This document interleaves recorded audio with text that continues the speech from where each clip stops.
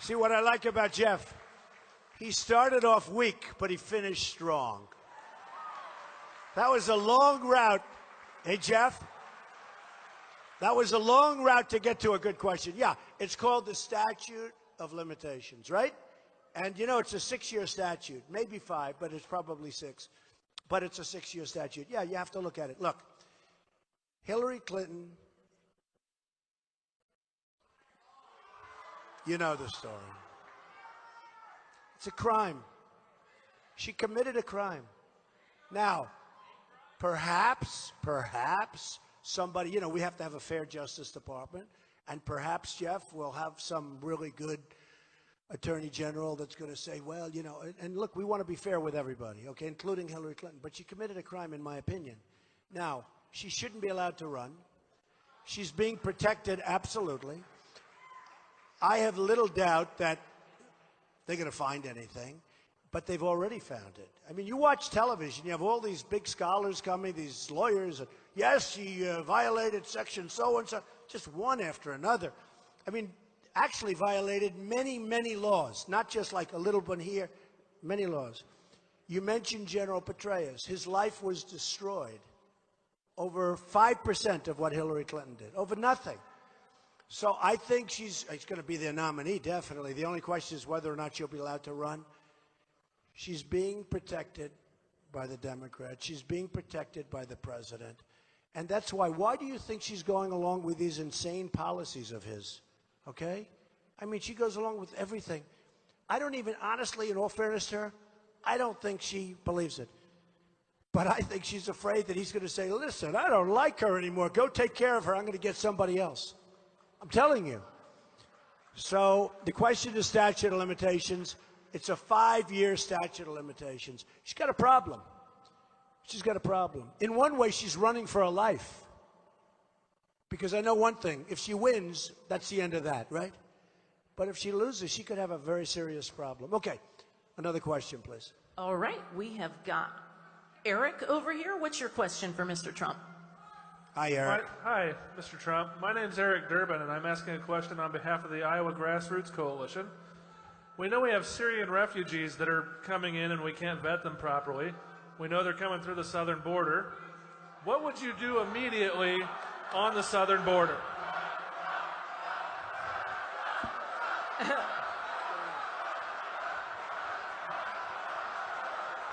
It's always exciting.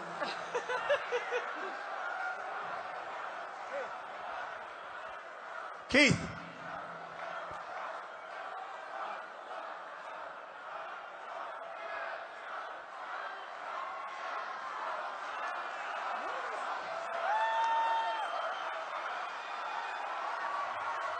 Out.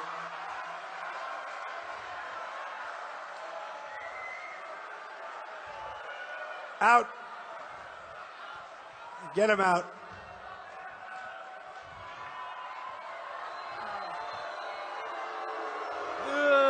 Get him out.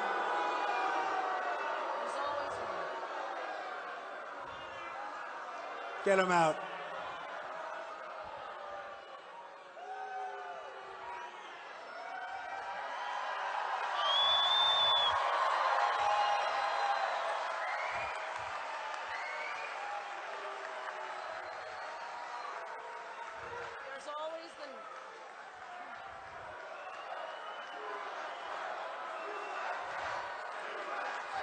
USA, USA, USA, USA, USA, USA. There it is. That's a Hillary supporter. You know, I always say it. Here's the sad thing. So a guy like that's a single person, always wants to be right in the line of the camera, right? Stands up. He's gone in a couple of minutes. Tomorrow the headlines, protests at, it's really sad. We have like 2,000 people here, and the headline will be this, wait, I gotta say, this person.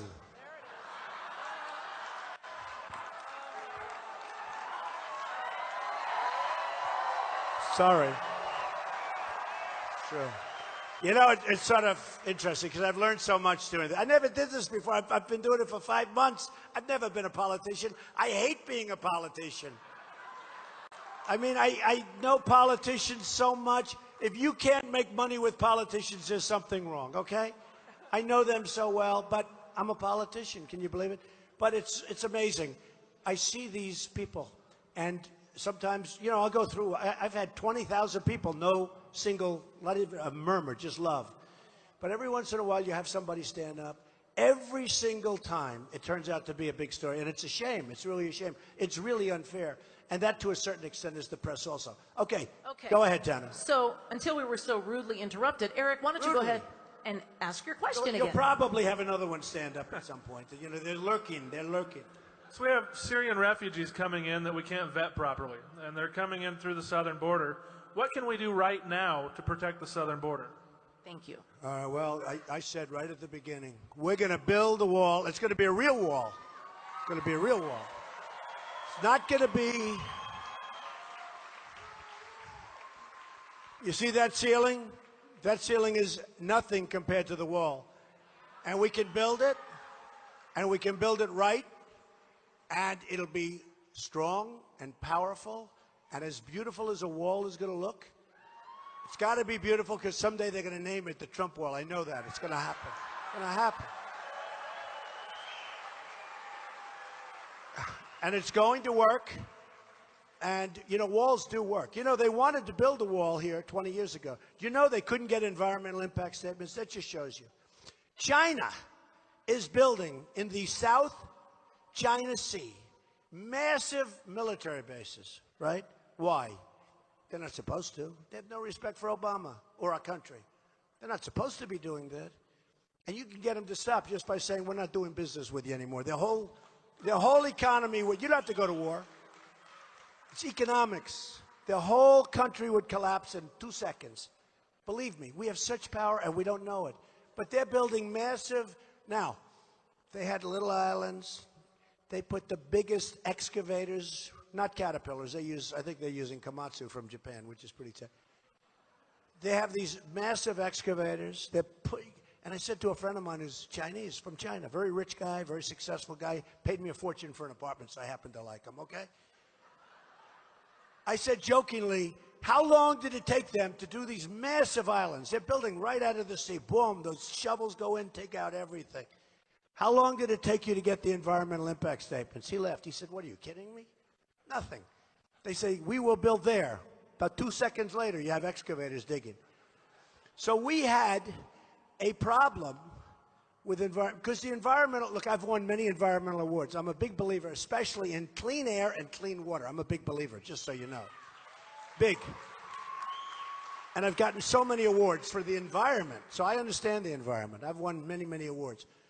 But when you look at how we're impinged and hurt, but the wall was stopped because they couldn't get an environmental impact statement, among other things. They couldn't get an environmental impact statement. Now, there was probably a snail or a turtle or a snake or something. You were ruining the habitat of a rattlesnake. I don't know. But they actually had people, a lot of people that now would be against it. But they wanted to build a wall years ago. They couldn't get it done. I heard, you know, I said bomb the oil, right? I've been saying that for 3 years. Now, finally, they start bombing. After Paris, they start bombing the oil. I've been saying it for years. You know, one of the reasons that we didn't bomb the oil? Obama didn't want to hurt the environment.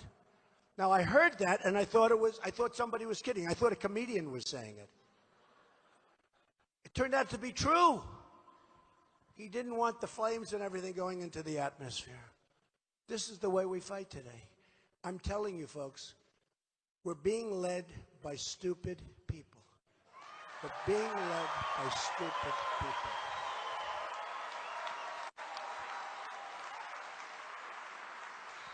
And you know, I've been saying, not really bomb, I've been saying, take the oil. I didn't want to go into Iraq, but once we were there, I said, well, we left. Look, we shouldn't have been there, but then when we left the wrong way. First of all, we have a president who told them a date. We're going to leave on such and such a date. What was it, like 18 months later? So the enemy all of a sudden said, wow, because don't believe it, they don't want to be killed.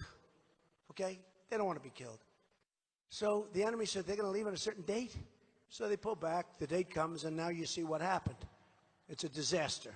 And Iran is taking over Iraq. So anyway, I couldn't believe it when they said that. When we sent our 50 soldiers 2 weeks ago, and our president gets up and announces, we are sending 50 soldiers. Okay. First of all, he thinks it's a good press announcement. It's not. 50 soldiers, it's not a lot, even though they're the elite. But those 50 soldiers, because of that announcement, have a target on their heart. They have a target on their heart. What does he have to say that for? Why can't he let 50 soldiers go there quietly? Stealth. Stealth. Why can't he just do that? Why can't he do that? Those 50 soldiers are in grave danger today because of that.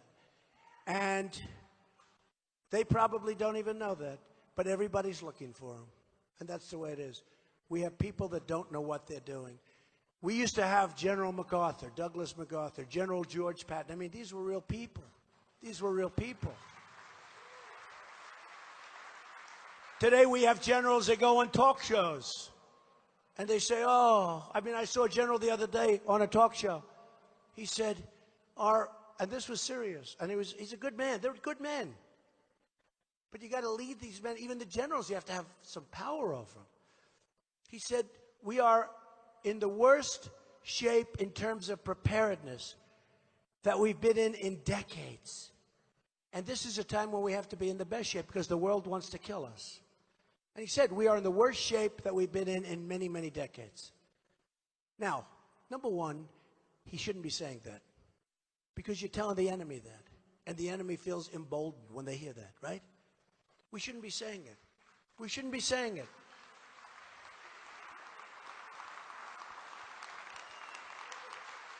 I mean, even if it's true, you don't say it. You get it fixed and you do it the opposite. One thing I'm going to do, I'll tell you.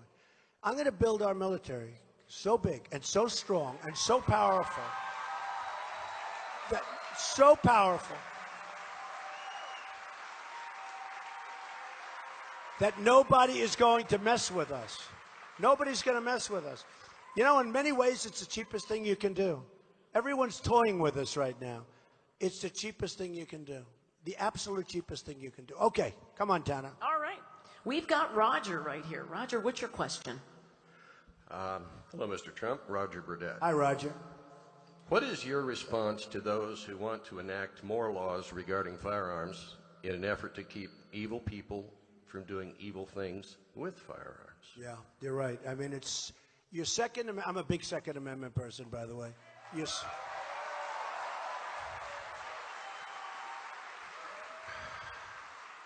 Come here. Get up here. Come here. Get over here. My gunmen. Get over here. Come here. This guy, he has one of the great places. Might as well give him some free publicity. What the hell? He's out here. My son buys weapons from him. My sons are members of the NRA. So am I. Come here. Come here. Looked like somebody was aiming at him up there. So, you know my sons, right? They're serious believers in the guns, right? What's the name of your company? It's called Brownells. We are the largest supplier. Thank you all. And you have a great company, and my sons love their equipment. And this is long before I was ever even thinking about doing this, right? Yeah, long time. I've known them. Yeah. They paid you a lot of money? Huh? I guarantee. I hope they negotiated a little bit. Thank you very much. It's a great company. Thank you, man. Be careful. Thank you. No, my sons are really great marksmen. They're big believers, and I'm a member of the NRA, but I'm not such a good shot. But they're great shots, so it's one of those things. But if you think about that question, so you know, if there's tremendous pressure to get rid of the guns, get rid of the magazines, no bullets. How about the one where they have 3 bullets in every magazine? It holds 12. It holds 23. So the people with the law, oh, we'll put 3 bullets in. I don't think the bad guys are going to say, well, I don't want to break the law. I'm going to go kill people today, but I'm going to put 3 bullets in, right? These people. And, you know, I have arguments with them all the time, and I'm a practical guy. Honestly, if I didn't believe this, I couldn't say it. So in France or in California, if you have, I have a permission to carry, which is a big thing in New York. It's very hard to get. I have a license to carry. Okay. But in France or in California or in all these places where you see the shooters, right? If instead of having hundreds, like in France, hundreds of people in that room, Paris has the toughest gun laws in the world. France has the toughest gun laws in the world. Nobody has guns except the bad guys. So they walk in with the worst, the toughest, the best weaponry you can have. And they said, over here, boom. Over here, boom. So they kill 128, but many more are dying right now. They're in terrible shape in the hospitals. They just wiped the place out. And they could have stayed there for longer. They wiped it out. Then you had those two sleazebags from California, the married couple. I saw the press. The young married couple that did the shooting, they're not a young married couple. They're the worst. They're sleaze. You know? The young married. They say, the young married couple. That's no young married couple. So they walk into a place and they kill 14 people, and others are going to be dying probably because there's a lot of other wounded people. But if somebody had guns in there, nobody had a gun. If these guys, look at this guy right here, stand up. How would you have done if you had a gun? Would you have been firing back a little bit, huh? They'd be in trouble, right? They would have been in trouble, believe me, that guy. So, you know, I went to like the Ivy League college, and I have a lot of friends. They're against guns, and I argue with them. I talk to them. I say, okay, we're in Paris. You have all these places, and there's hundreds of people. Guys walk in with guns, and you have no gun. Don't you think they would have been better of that? Well, darn, they can't. They lose the argument, but they never change their mind. So we have to fight for the Second Amendment. It's so simple. It's so simple. And believe me, they want to take those guns away. And you always know that the bad ones are going to have the guns, and they're going to have them more so than ever before. So we're going to protect the Second Amendment if I'm president. That I can tell you.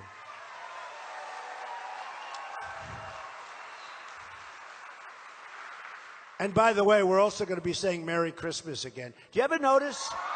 Do you ever notice?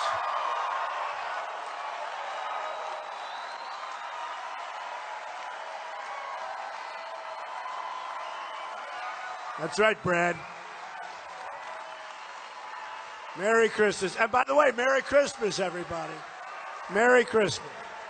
And Happy Holiday. I have a lot of friends that, frankly, I have a lot of friends that aren't Christian. They like Christmas. Everybody likes Christmas. It's politically incorrect to say Merry Christmas anymore. When I'm president, Merry Christmas, Happy Holidays, enjoy yourselves. Don't eat too much turkey, right? Okay, so we're going to say Merry Christmas again, folks. We're going to bring our country, we're going to bring that spirit back. Okay, go ahead, Tana. All right, we've got Greg over here. What's your question? Hi, Greg Cummings with Tea Party Patriots, but this question comes through Eagle Forum directly from Phyllis Schlafly. She's great, by the way. Yes, Phyllis. and this is her question. When nominated, what do you intend to do with Ted Cruz? Will you name him your vice president or... No, he's a good guy. He is a good guy. Or... And so is Phyllis, a great person, by the way. appoint him to the United States Supreme Court? Okay. Thank you. It's interesting. That second is interesting because he is, I really do. I like Ted Cruz a lot, and he's doing well. I'm doing well. I mean, there's not a contest between the two of us, just so we understand. We have to make that. But I do like him, and I would say that we would certainly have things in mind for Ted, to be honest with you. I mean, he's somebody that I could certainly serve at. Because I like him. He likes me. He actually put out a tweet tonight. He said, Donald Trump is, I think he used the word terrific. That's a nice word. You know, whoever has that? I can tell you other candidates are not exactly saying that about me, right? Will you say hello to Phyllis for me? She's an amazing woman, amazing woman. Okay. Go ahead, Tanner. All right, we've got Ruth from Iowa pays the price. What's your question? Right, thanks. Hi, I appreciate that you're not bought and paid for, as Senator That's Zahn true. has mentioned earlier, and that you've said super PACs are a disgusting joke and that they're a scam. Our politicians have been corrupted by donors for years now. I'm wondering, if you're elected, how are you going to fix this mess and increase accountability in our campaign finances? Okay, great question. So the super PACs are horrible. And I had many set up for me by people I didn't know. I mean, I'd see them on television talking about, somebody named one the Art of the Deal PAC. Two young guys, they look good. I mean, I don't know. But then I got to be, you know, I'm starting going around, and I see the corruption with these super PACs, where they're stuffed with money. People that put the money in are dealing with candidates. And the whole thing is wrong. And I see it. I mean, Bush has $125 million. Think of it. $125 million. By the way, if he had $2 billion, it wouldn't make any difference, okay? But Bush has $125 million. And honestly, he's a nice person. He is. I don't want to do that. But he's a very nice person. But it's $125 million. And you say to yourself, people give $2 million, $5 million, $7 million. You know what's happening. But some of the super PACs are running campaigns. They're actually running the campaign. Another thing, and it's sort of interesting, one of the super PACs, I believe, has $6 million. Of the $6 million, this was reported on the front page of the Los Angeles Times. Of the $6 million, and one of the candidates, who's a nice person, so I'm not going to mention the name. You know, when I like people, I like them. I'm a very loyal person, right? Of the $6 million, after all of the bloodsuckers took their cuts, the fundraisers, can you believe this? They had $140,000 left for the campaign. That's better than being a real estate broker. I'd rather do that than sell houses. They had $140,000 left. It was in the newspaper. I don't know. I think I believe it. But I've seen it. I saw it with the Romney campaign. Guys made tens of millions of dollars raising money for Romney. I said, what the hell is this? I mean, you give money and they get a cut. Look, our laws are so corrupt. Our campaign finance laws are so totally corrupt. It's so horrible. So horrible. And I don't necessarily want to stop people from giving, because I think that's a good thing. But you got to get away from these PACs. What you have to have is people have to know who it is. So you have to open up the process, let people know. If somebody wants to give $1 million, you give $1 million. But everybody has to know that it's so-and-so gave $1 million. Because that puts a little pressure on guys like Brad, who raises hundreds of millions, right, Brad? Puts a little pressure. But the concept of the PAC is just no good. It's no good. It's a very dangerous, terrible thing. So we will change our laws, because you really have no choice. It's so out of control. It's so terrible. But the papers that are in this room tonight, they should look at this. There's so little money left over for the candidates. That's one of the reasons I'm so happy I'm doing my own. We actually sent legal letters to either 9 or 11 PACs. The Trump PAC, the Trump PAC, the this PAC. First of all, I'm sure that out of some of them, they stole the money. Some guy has no money. He sets up a Trump something PAC. Nothing to do with me. Sets it up. All of a sudden, he's got $2 million sitting there, right? People send in money. And the guy's got no money. How much of that money do you think he's going to use to do what he's supposed to be doing? That's common sense. Now, maybe all of it, but I doubt it. So we sent legal notices to everyone that we could find having to do with Trump. We don't want their money. We said, don't do it. We don't want it. And we want, ideally give the money back to the people that gave it to you. But the super PAC concept is corrupt, and it's terrible, and it should be ended. And we're going to go to new campaign finance laws that are going to be terrific. Okay? Thank you. Okay, go ahead. Okay, we have got Kevin with America's Renewable Future. Hi, Kevin. Good evening, Mr. Trump. Thank you for coming to Iowa. I'm a native of Des Moines, so on behalf of Des Moines, I'd just like to thank you for coming. Thank you for supporting the renewable fuel standard. You talked about this a little bit earlier. Senator Cruz is not in support of ethanol. He does not support renewable fuel. Can you tell me, do you think that's because of his ties to big oil? Yes, it is. It is. Well, look, he's from Texas. To the best of my knowledge, there's a lot of oil in Texas, right? So, you know, he gets a lot of money from the oil companies, and he's totally against ethanol and everything else you're talking about.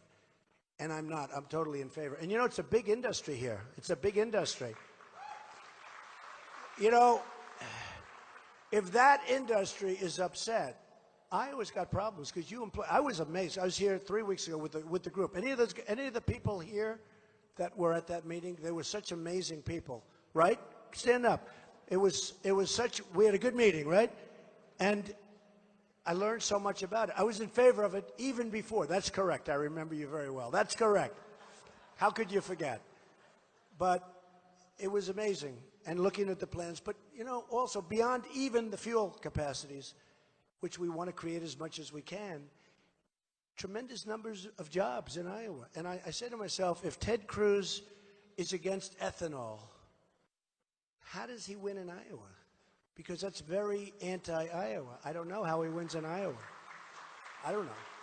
But no, I'm totally for it, okay? Thank you. Thanks. Okay. Okay, question? Yes, we've got Tamara over here. What's your question? Hi. I have the honor of serving Iowans as the Republican National Committee woman. And so I do have a question for you on establishment or elite, GOP, however you want to call it. I have to tell you, as the State Central Committee, we're neutral. So this is not to hurt you or harm you. It's for clarification. But when we see you make a statement, and sometimes it's controversial, as we've noted, but after the firestorm... Sometimes purposely, though. After the firestorm, the fact checkers come through, and you're constitutionally sound.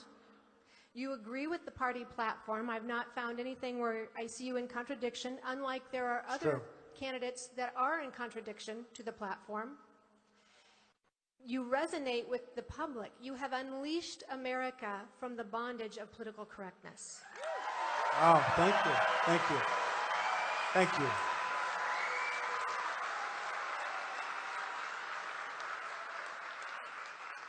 So here's my question.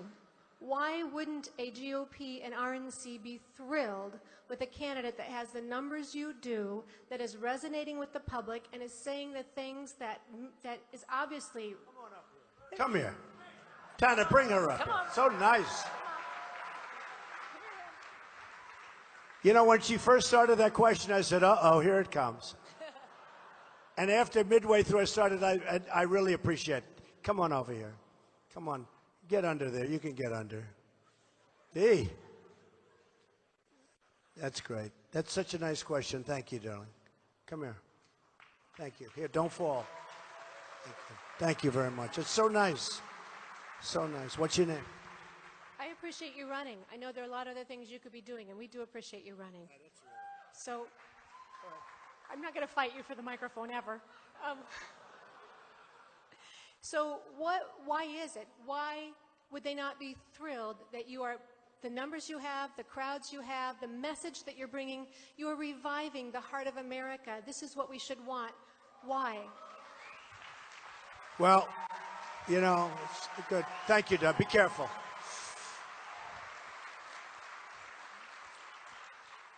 I was a member of the establishment 6 months ago. I gave $350,000 to the RGA, that's the Republican Governors Association. I gave tremendous amounts of money away. I was like the fair-haired boy. Once I said I'm running, they said, what? You're not supposed to run. And then what happened, I ran against all these senators and governors. And everyone said, well, I don't know. My wife said, if you run, you're going to win. Because she understands that I like people, I love people, and people love me. And she said, you will run, but you have to actually go and run. You have to announce you're running. Because nobody's going to believe you're running.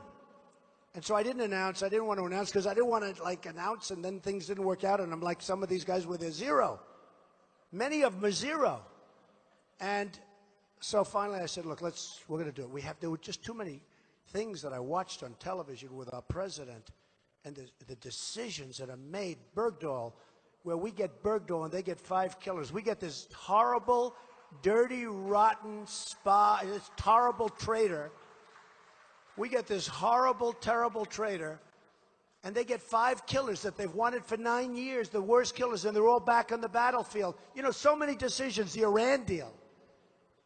The Iran deal, how bad is that? They self-inspect. Oh, okay, good, we're not building. We promise we're not building nuclear weapons. Oh, okay, that's okay. And we give them $150 billion, and we don't even get our prisoners back.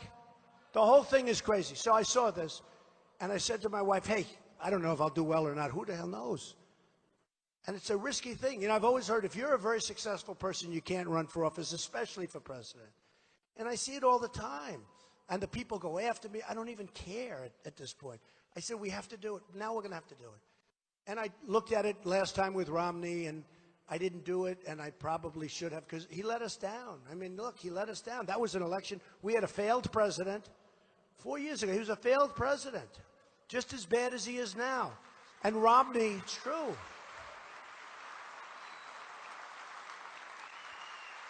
And Romney let us down. And that last month, it was like he wasn't even campaigning. I said, why aren't you on Jay Leno? Why aren't you on David Letterman? Why aren't you doing it? And he just didn't do it. And, okay, so he lost the election. So I backed McCain, he lost. I backed Romney, he lost. This time I said, I'm doing it myself. Okay, we're going to win. We're going to win.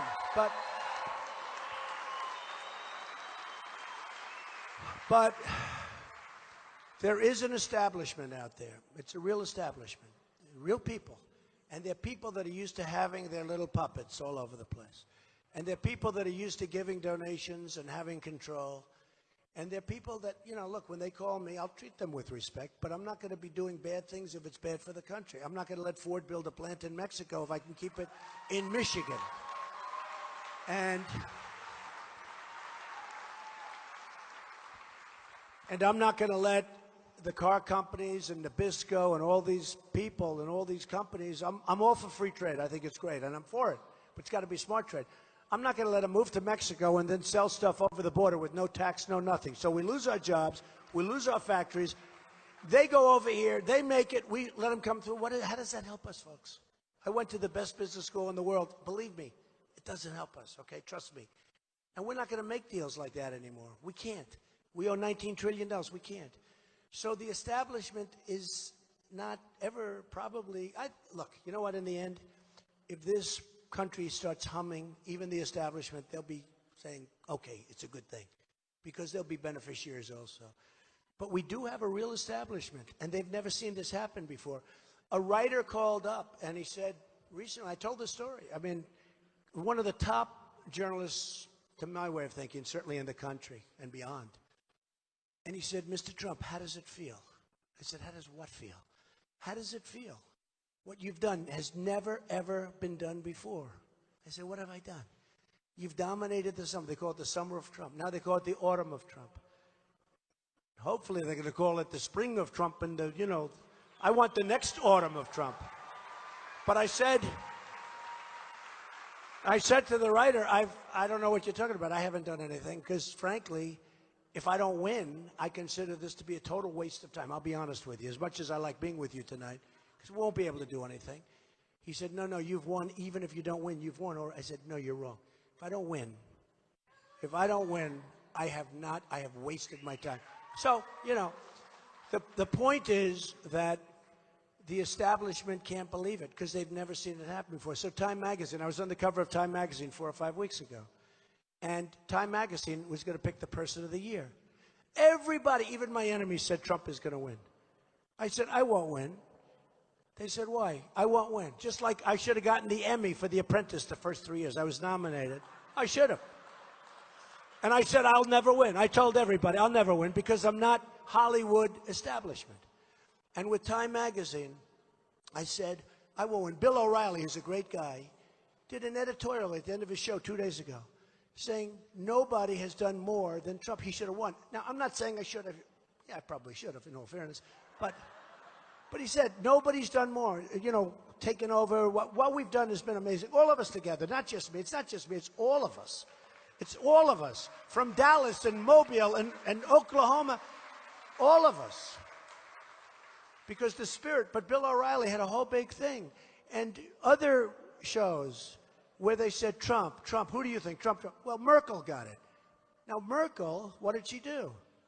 She's destroyed, I mean, she's in the process of destroying Germany with the migration. We have to help the people with the migration. We have to create a safe zone someplace in Syria. But I don't want them coming into this country. I don't want them, because we don't know who they are. We don't know who they are. Them with their printing presses that now do the forged passports. Okay, you heard about that. So we don't know. So the bottom line on that, it's such an interesting question. You'll know in about a month or two whether or not the establishment has treated me fairly. But the only thing I can say is this. If I win Iowa, I think it's over. I said before. Because I think if I win Iowa, New Hampshire's amazing. People are amazing. You would love the people. They would love you. You'd love everybody. The whole country is in love. They want some. It's called, like, I call it the noisy majority. It's no longer a silent majority. It's the noisy majority. But if we win like I think we're going to win, because we have such a big lead, honestly, it's not going to matter. They can't do anything. I don't care about the establishment. They can't do anything. You know, the only way they can do is if I'm a little bit short. If I'm 2 votes short, I have a problem. Because I'll have to go into that convention, and I'm dealing with all these bloodsucker politicians, and they'll make their deals, and they'll have all their money guys around, and they'll be in the back room making deals. But if I get the number of delegates, it's not a thing they can do. And I'll end up doing fine with the establishment. Again, I was a member of the establishment 6 months ago. So, but it's a very nice question. I appreciate it. Thank you. Okay. Okay. Got it? We've got Heather. Heather, what's your question? Hi, Heather Stansel from Earlham, Iowa. My question is regarding education. In the past, you have come out against Common Core. Absolutely. But that was an easy one, I'll tell you. But Common Core is actually a symptom of a larger disease, and that is the fact that government thinks they know best for our children rather than the parents. With the recent passage of the Every Student Succeeds Act, the backroom deal made by Republicans and Democrats basically kept the federal entanglement in education. What will you do to return power to parents and make them have the choice on how to educate our children? So, Common Core. I'm such a believer in education. You know, I had an uncle who was a professor at MIT, who was a brilliant guy. They just wrote an article. In fact, I just retweeted an article about him today. You got to read it, okay? At Real Donald Trump. You have to read it. When I see somebody like Jeb, strongly, now I tell you one thing I respect. He didn't change his views. He knew he was getting killed on this issue, and he didn't. And I respect that to a certain extent. But it's so wrong. Common Core is a total disaster. We have people, bureaucrats in Washington, telling you how your child should be educated in Iowa and New Hampshire and all of the different places that we go to. It's ridiculous. And I go around and I see the principals. I've seen so many students and teachers and professors and principals, and I've seen some of the people and the love, even in Iowa at a school. I've seen some of the love that these parents give to those schools. This is real love. These are smart people. And these are people that are not working for a paycheck. These are incredible people. And I've seen what can be. Remember this. Our educational system is a mess. We spend more money per pupil as a government than any other country in the world, and we're in 28th place. And I mean like double what anybody else plays. So I want to bring education back to the local areas. You're going to have parents, and you're going to have unbelievably talented people, and they love their kids, and they want their kids to be well educated because it's so important, and you're going to be very happy with it, okay? Thank you. Thank you. Okay, we're coming down to Logan. Logan, what's your question? Hi, my name is Logan Perry. He's a tough-looking cookie, right? Go ahead. And I'm representing the rural electric cooperatives, and we were wondering what your plans are for providing clean, safe, reliable, and affordable energy. That's right, and you people do it. And I've gotten to know you. I've gotten to know you really well. You people do it. We're backing you 100%. The job and the spirit you all have, you're always perfectly attired with your green, but we are backing you 100%. You do a phenomenal job. There should be more people like you in this country. You know, the whole grid is a disaster, right? I mean, the whole country. The infrastructure of our country is falling apart. And nobody can build like me. That's what I do. I build. I build. I'm building on, as you know, on Pennsylvania Avenue, a big, tremendous hotel that I got from the government of the United States. Can you believe? During the Obama administration, a couple of years ago. But we had the best plan, the best is. The GSA is terrific. They're very good. Actually, they're very talented people. We're under budget and ahead of schedule. That's what we do. When you see these things where they're building a bridge and it's going to cost, $1 billion, and it costs $12 billion. How about when they built a hospital that cost $3 billion? And I look at it, and I'm very good. I can look at a building and tell you how much it's going to cost. I say, $250 million. No, sir, $3 billion. $3 billion. Think somebody got rich on that one? So we're going to stop all this stuff. We're going to make our country so strong and so wonderful, and we all love it anyway. We love it. But it's so sad to see what's happening. It's so sad. And we're going to change it around. Where's Tana? Are we all finished with those questions? Huh? Do you have one, Joel? Yeah, we've got one more, okay? Last question. Joel McRae. Tana doesn't let up. She's brutal. Corey, she's brutal. One more. Well, she did a good job on The Apprentice, though, right? I had a really good mentor. I'll tell you, and there's another special person who did a great job in The Apprentice, Shawn Johnson. She's another champ. Oh, yeah. She is another one, and she's an incredible young woman, and she's getting married. I tell you what, Shawn Johnson, right, Dana? Oh, she's great. She's fantastic. And so wherever Shawn may be, say hello to Shawn. She's great. Go ahead. Okay.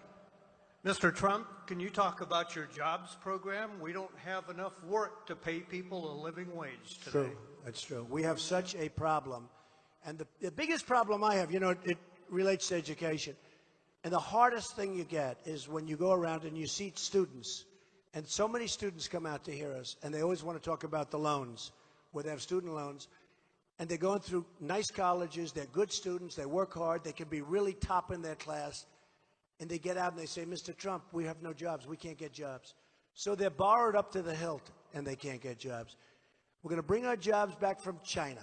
We're going to bring our jobs back from all these places overseas that have stolen our jobs. We're going to bring our jobs back from South America. We're bringing them back from Mexico. We're going to have jobs again. Believe me, we're going to be manufacturers again. We're going to start making Apple computers in this country. What the hell good does it do to make them in China? I want to make them in this country. And we have the ability to do it. So we're going to bring our jobs back, okay? Well, ladies and gentlemen, this has been a lot of fun. This is the first time I've done this kind of a thing, but it's been amazing. And yes.